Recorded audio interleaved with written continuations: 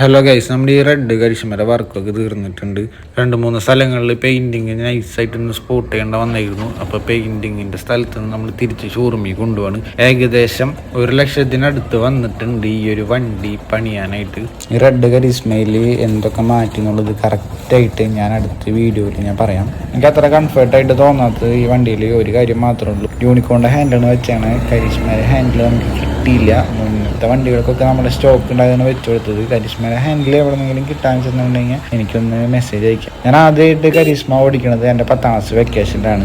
Charisma 6 മാത്രമേ അറിയുള്ളൂ. വണ്ടി ഏത് കമ്പനിയിലാണ്, ഈ വണ്ടി എന്താണ് എങ്ങനെയാണെന്നൊന്നും എനിക്കറിയില്ലായിരുന്നു. ഈ ഒരു 1.5-2 കൊല്ലത്തിന് ഇടയിലാണ് കരിസ്മ എന്തുകൊണ്ടാണ് ആൾക്കാർ റീബിൽഡ് ചെയ്ത് ഇങ്ങനെ കൊണ്ട് നടക്കുന്നത്, ഇതിൻ്റെ വാല്യൂ എന്താണെന്നൊക്കെ ഞാൻ അറിഞ്ഞു തുടങ്ങിയത്. അതുപോലെ തന്നെ കുറേ പേര് എനിക്ക് മെസ്സേജ് ചോദിക്കുന്നു, 220 കാർബറേറ്റർ വെച്ചിട്ടുണ്ടെങ്കിൽ മിസ്സിങ് മാറും. മിസ്സിങ് ആണ് മെയിൻ പ്രോബ്ലം. ഇത് മാറാനായിട്ട് എന്താ ചെയ്യാന്നുള്ളത്. 220 കാർബറേറ്റർ ഇതുവരെ നമ്മളിവിടെ വെച്ച് പരീക്ഷിച്ച് നോക്കിയിട്ടില്ല. നമ്മുടെ രജിസ്ട്രേഷന് വന്ന എല്ലാ വണ്ടികളുടെയും കാർബറേറ്റർ നമ്മൾ വെച്ചാണ്. ഉക്ലേര പെർഫോമൻസ് കാർബറേറ്ററിന് വെച്ചാണ്.